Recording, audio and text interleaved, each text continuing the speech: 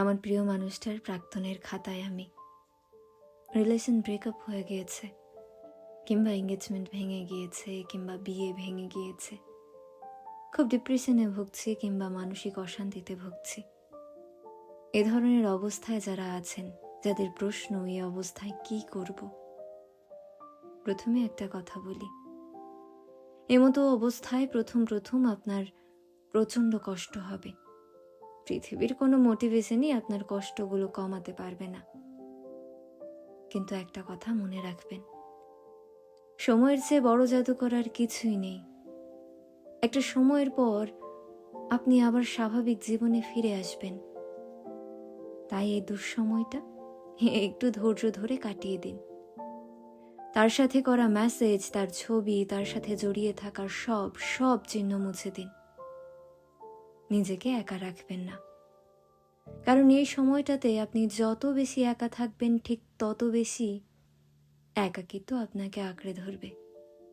তত বেশি প্রিয় মানুষটির সাথে কাটানো মুহূর্তগুলো আপনার মনে পড়বে, যা কিনা আপনার কষ্ট আরো বাড়িয়ে দেবে। তাই বলবো, এমতো অবস্থায় যত বেশি পারবেন নিজেকে ব্যস্ত রাখবেন। অন্তত ব্যস্ত রাখার চেষ্টা করবেন। পরিবারের সাথে, বন্ধুদের সাথে আড্ডা দিন। বাড়িতে ছোট ছোট বাচ্চা থাকলে তাদের সাথে সময় কাটানোর চেষ্টা করুন, কারণ তারা নিষ্পাপ, তারা পবিত্র। তাদের সাথে সময় দিলে আপনার কষ্টটা একটু হলেও হালকা হবে। কান্না আসলে নামাজ পড়ুন, সেজদায় গিয়ে কান্না করার চেষ্টা করুন, কারণ নামাজ মনের কষ্ট দূর করে, অন্তরে শান্তি বয়ে আনে।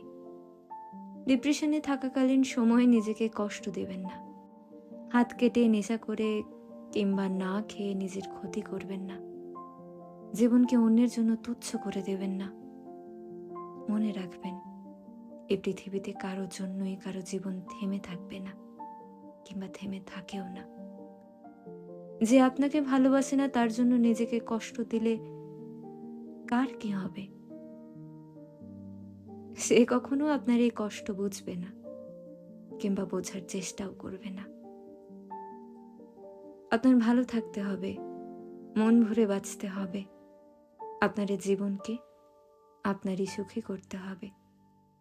তাই নিজেকে ভালোবাসুন, মন ভরে ভালোবাসুন নিজেকে।